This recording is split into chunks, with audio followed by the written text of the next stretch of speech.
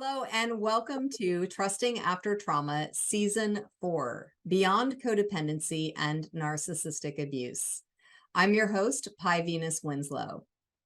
Our goal is to provide information and resources to educate and empower viewers to recover from childhood trauma and narcissistic abuse so they can reclaim their health, happiness, and personal power.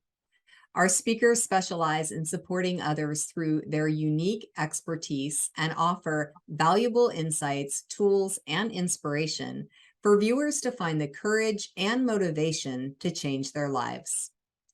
I'm excited to have Susan Anderson here with us today. Susan Anderson has devoted more than 30 years of clinical experience and groundbreaking research to working with victims of abandonment trauma. Founder of the Abandonment Recovery and Outer Child Movements, she is author of Journey from Abandonment to Healing, the Abandonment Recovery Workbook, Taming Your Outer Child, and The Black Swan, 12 Lessons of Abandonment Recovery. She reaches out through her website, workshops, recordings, and media to share her methods with victims of abandonment trauma, heartbreak, and loss around the world. Welcome, Susan. I can't wait to dive into our conversation. I'm all set. All right. Well, thank you so much for joining us. Thank you for inviting me. Yeah. So there's a lot of different aspects to abandonment. So what exactly does abandonment encompass? Well, it's the idea of abandonment is that we all have it. It's universal. So it is the primal wound. It's the fear that of losing the thing that gives us security, losing the connection. So as infants, we need our parents to survive. We need a caretaker. Survival depends on it. So it's a life and death fear. And that fear stays with us. It locked away in the emotional brain, in the more primitive part of the brain. But when we're adults, that fear can be triggered by even mild experiences in adult life. So we have an abandonment wound, and it is easily triggered, and it gives us echoes of neediness and insecurity and being unsure of ourselves. It's very closely aligned with shame. So there's a fear of abandonment, a fear of having someone break the connection, and that's the fear of abandonment, the primal fear. And then there's the fear of not being worthy of connection. So that's the shame. So there are those two feelings, the fear and the shame, that go together, that give us universally a primal wound. And it's unconscious most of the time, but we get echoes of it throughout adult life. So abandonment, the topic, encompasses all people and just so many different experiences that we have in adulthood. Yeah. Yeah. So how does abandonment grief compare to grieving a death? Well, they're both involving loss, so they're similar. The phases of going through an abandonment are very similar because you go through a kind of discombobulation and you feel disoriented. But what distinguish the two types of griefs, that distinguish it somewhat, because they both types overlap, is the feeling of having been rejected, the feeling of being unworthy. Somebody chose not to be with you. When someone dies, unless it's a suicide, which is a form of abandonment, at least it feels that way to the survivors. But when someone dies, they generally did not choose to die. So you were left by life itself, by fate, but not by a person saying you're unworthy, you're not good enough, you're not enough for me. But with abandonment, there is that sense of shame. When a friend moves away or you find yourself losing someone's love in a circumstance like that, the grief is complicated by that feeling of rejection, which has a tremendous impact on that primal shame that I mentioned and on self-esteem. So you experience a crisis of the self. This is what distinguishes it mostly from grieving a death. Mm-hmm. Mm-hmm. So what are those stages and what happens if you get stuck in one of those stages? Well, the stages are shattering, withdrawal, internalizing, rage, and lifting. Those are the words that I gave to the 5 different phases. And they spell swirl because that's kind of how you go through them. So there's shattering when you first realize that the connection, the thing that gives you security, is threatened or broken, or it might break, when you have that horrible feeling of shattering. And then the next phase is when you yearn for that security. You yearn for that rug to be back underneath you so you can depend on it. You yearn for the connection, for the person's love, for the friendship, whatever it is, for the job that you lost, whatever it is that triggered this feeling. It's withdrawal. You're just like a drug. You want it, but you can't have it. You need a love fix, but you can't get it. So you're like a junkie, jonesing for a feeling. And then the next phase is internalizing, where you take that feeling of rejection, of being left behind, and you use it to beat yourself up with it. It's all my fault. I'm not enough. I made a mistake. I didn't act right. I'm not enough. I'm not successful enough. And you beat yourself up and you question your own worth. And that is the stage that distinguishes abandonment grief from grief over a death. And then the fourth stage is rage, where a part of you says, it's not all my fault. Life is terrible that it did this to me. It's their fault. It's my boss's fault or my husband's fault, or you blame it on the external circumstances, and you feel angry. And the anger is not comfortable anger. It's a very difficult phase to go through. It's sort of like an agitated depression. It's not like you're angry and it's great. Your friends will say, "Oh, I'm so happy that you're finally angry." But it's not a happy angry. It's a very uncomfortable anger. But as the anger begins to break up a little bit, because you've been feeling it for a while, you begin to have intervals where life distracts you. You laugh at a joke, or you see something beautiful, or a sunset distracts you, and you begin to have more and more moments when you realize life is pulling you back out into itself. And so you go through these 5 phases over and over again, within a day, within a week, within a month, within a year. You keep swirling through those phases until you go through them so many times that you begin to emerge out the end of the tunnel. And if you know how to handle the feelings at each phase of the process, you will emerge in a better shape than you started out. The abandonment experience will help you to grow and become who you are, will get you closer to your ideal self and your ideal level of connection, rather than helping you to feel diminished and giving you scars of low self-esteem. So the important thing about the 5 phases is that you need to work with the feelings in a certain way in order for them to help you grow. Mm-hmm. Yeah.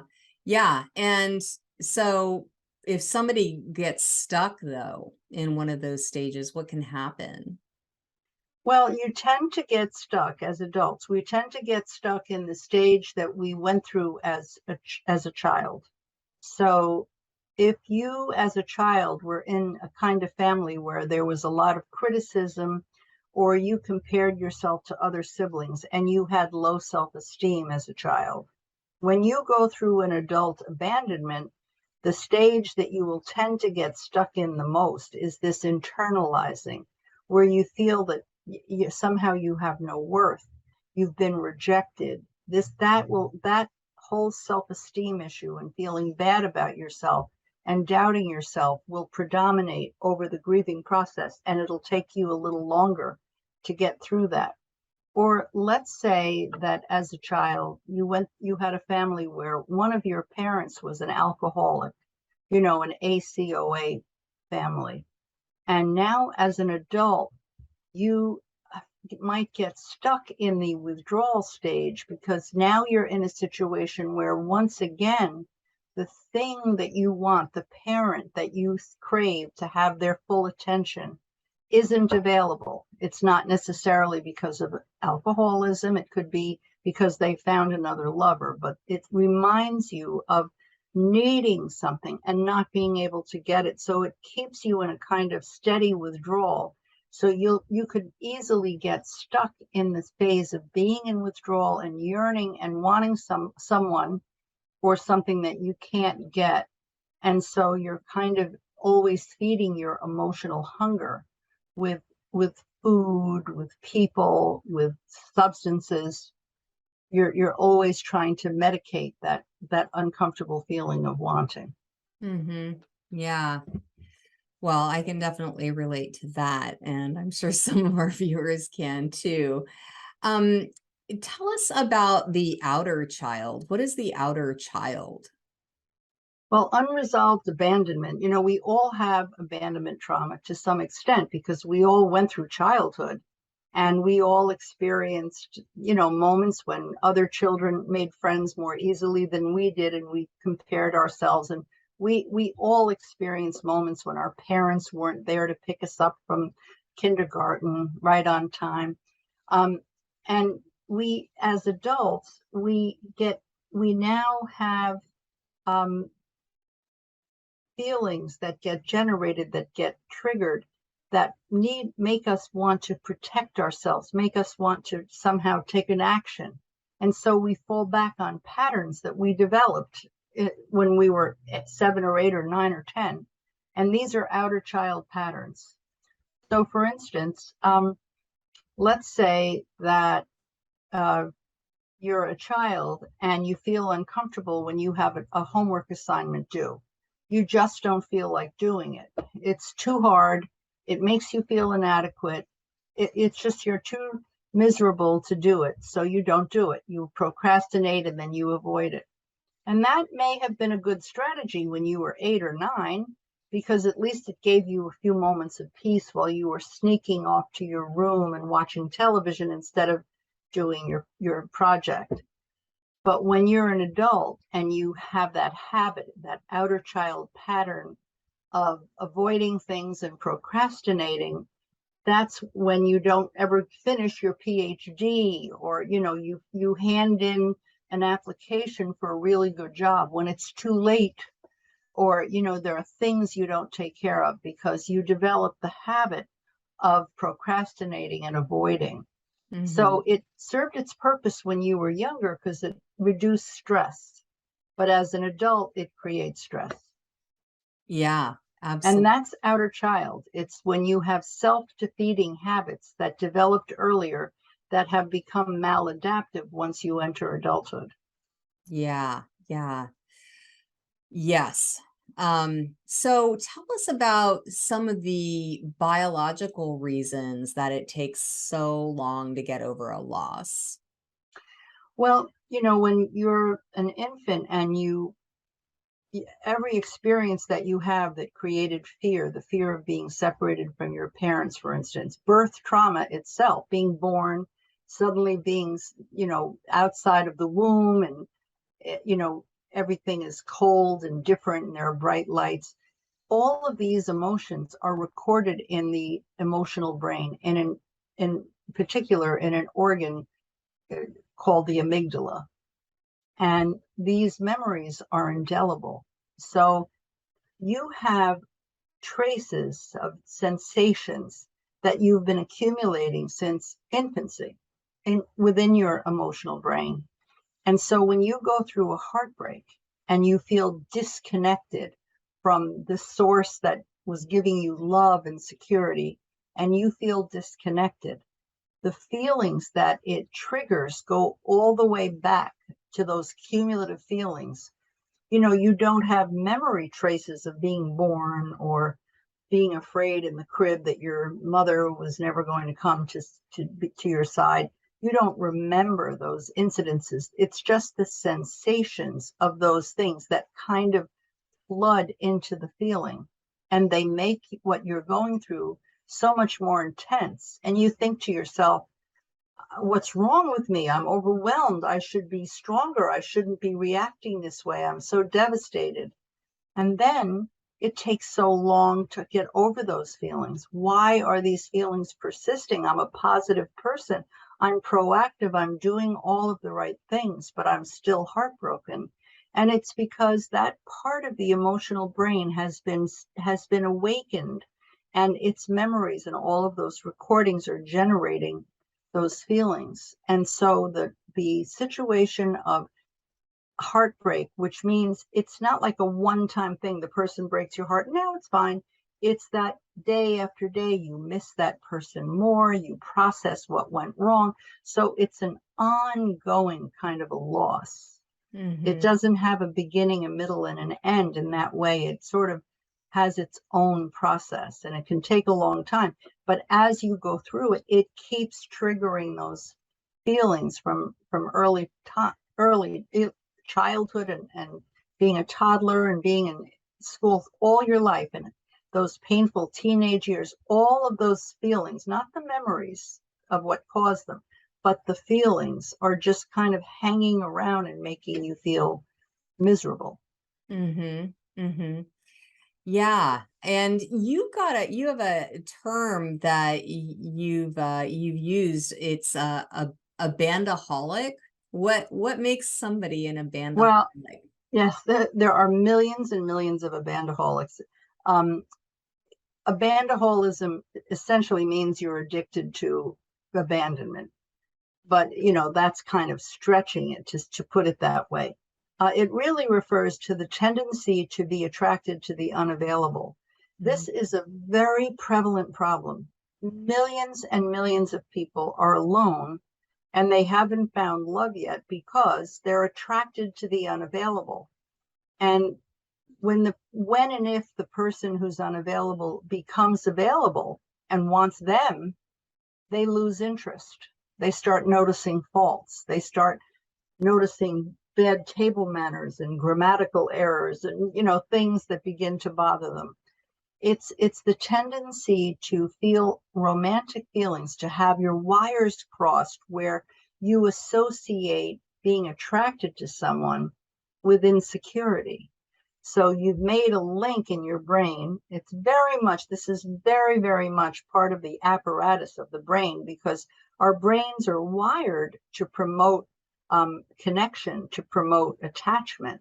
So these cross wires can happen very easily because we have such complicated lives. So somehow the wires have become crossed, and we've come to associate insecurity with being in love with someone or being attracted to them. And then when they become available and they make us feel secure, we don't feel the attraction anymore, because in order to feel attracted, we have to be emotionally challenged. We have to be chasing them. And when we don't have to chase them, we don't feel anything. This is so common out there. There are so many beautiful, eligible people who can't seem to find a relationship because they're caught in this catch-22. So are those people that you would say are love challenged? Many of those people are love challenged, and being love challenged meaning that you have trouble loving someone. And it's very hard to self-diagnose, because when you have this abandaholism, if somebody is hard to get and has hurt you, you'll be madly in love with them. You'd be willing to climb Mount Everest for them. You're obsessed with them. You love them so much. So when somebody says, you're love challenged, you'll say, oh, no, not me. Nobody has loved as intensely as I have. But the thing is that they love someone who was unavailable. Being love challenged means it's difficult to love someone when they are available, when there's no drama, when there's no chase. It's just two people.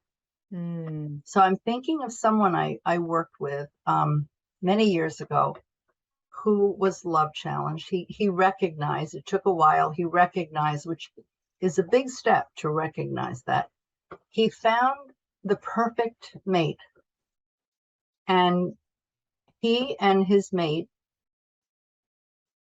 began sort of living together on weekends, and he began to feel very secure with this person.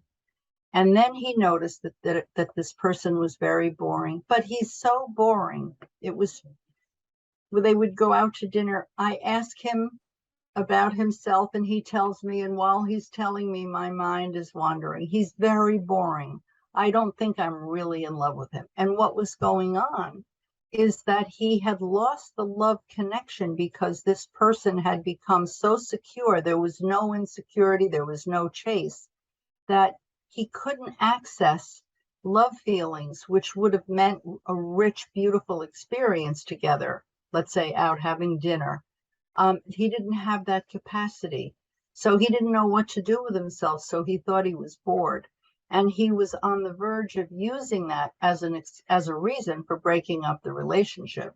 But he fortunately did realize that that it was just his being love challenged, and he began working on it and reinvesting himself in the relationship. That's good news for him. And yeah, I can see the difference now between the abandaholic and then, the being love challenged and actually pushing healthy love away. So Yes, because it's so lacking in a dynamic. There yeah. is no chase. It's so boring to a person who's addicted to the chase. And Mhm. it's easy to get addicted, and it's a hard addiction to break. These are not easy problems. If they were easy, people would get the insight, they'd read one of my blogs, and that would be the end of the problem. These problems take a lot of effort to resolve, but they can be resolved. Yes. Yeah. Well, and yes, just like anything, if you want to make it happen and you're committed to doing it and putting in the time and the effort and the energy, it can be done. So that's the good news. Can Yes. you tell us how unresolved abandonment causes us to implant an invisible drain of self-esteem? Well, we all have this abandonment fear from early childhood. It's universal. And we all have many experiences that we didn't have words for. We didn't share them. We just sort of absorbed them. So there is, and some people have a lot of unresolved abandonment, but there is a phenomenon of having unresolved abandonment. And when you have that, there is a sense that you are not worthy, that there's something lacking in you, that you have not held on to all of your connections. And so that makes you doubt your self-worth. And that invisible drain of self-esteem works insidiously. It's internal. So that no matter what you do to try to raise your self-esteem, this self-esteem drain is always siphoning it away. It is always making you once again question yourself and doubt yourself, um, because it's coming from a feeling of fear that you're not worthy of holding on to your attachments. The abandonment that you've experienced and accumulated over many years, many little experiences that add up to some sort of an unconscious assumption inside yourself. I'm not worthy. I'm not able to hold on to people. I have to twist myself into a pretzel in order to keep someone interested. I have to become a do-gooder and a people pleaser in order to have friends.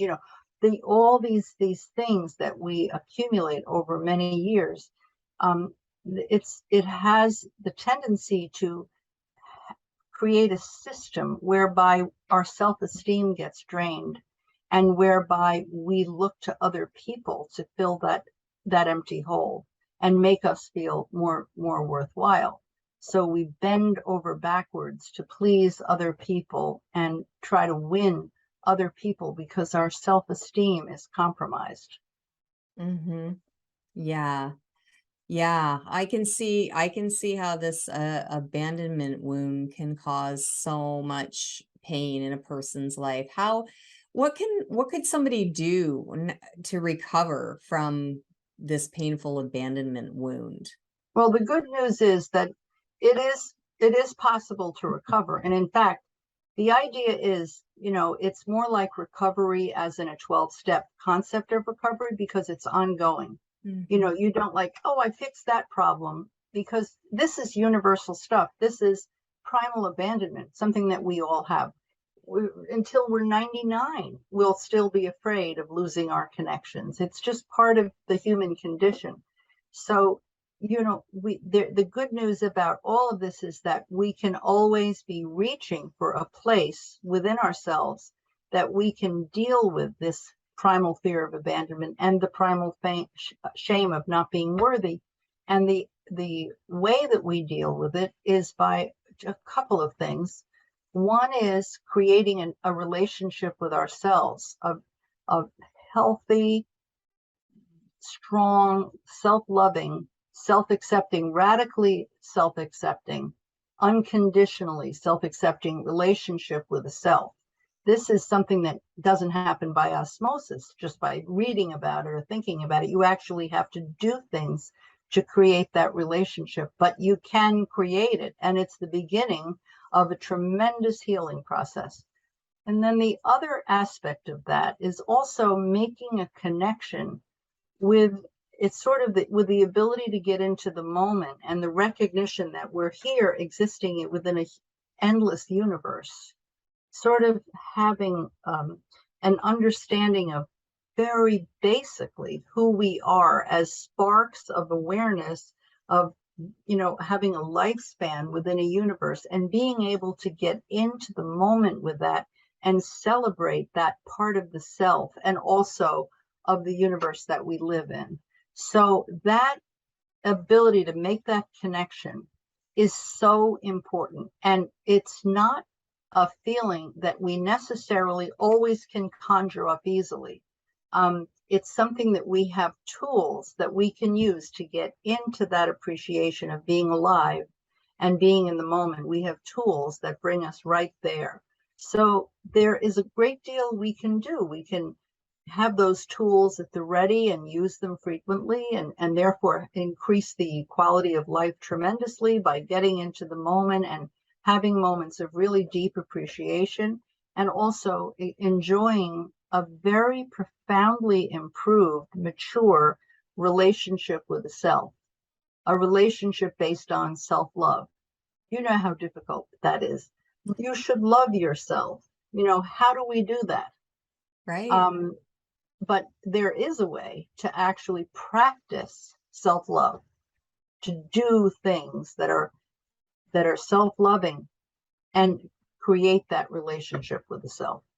Yes, absolutely. And what I'm really just took away from that last part that you just shared is love is a verb. Yes, that's exactly it. Love is a verb. So you can read the chapter on self-love, but now you understand a little bit, but it doesn't really make a change. But when you take that information and do things for yourself that are loving, then you're practicing self-love and you feel it internally. Yeah. Yeah. Oh my goodness. Thank you so much for all of this amazing information and insight. And you have a special offer for our viewers today. Could you tell us about that? Yes, I have a series of tapes. I call them the 5 Akeru exercises. Each one goes over one of the 5 exercises that match each one of the stages of abandonment: shattering, withdrawal, internalizing, rage, and lifting. There's an exercise that helps you get through each one of those stages in a way that you grow through each one of those stages. I call them Akeru exercises. And I have 5 downloadable tapes, one for each of the exercises. So I'm offering a 5% discount on the tapes. Okay. And viewers will be able to email your email address to get the link to be able to Yes, apply that yes, discount. Okay, great. absolutely. So we will be providing the link to those videos and the email to get that discount code. And Susan has several other free resources and articles on her website, which is www.abandonment.net. So, Susan, I just want to thank you so much for offering this special discount for our viewers. And I really appreciate you being here with us today and sharing your expertise on abandonment recovery. Well, I appreciated being here today. Thank you. And thank you to everyone watching for joining us for Trusting After Trauma Season 4. We hope you've enjoyed this journey with our expert on how we can move beyond codependency and narcissistic abuse to heal our body, mind, and spirit to live joyful, authentic lives.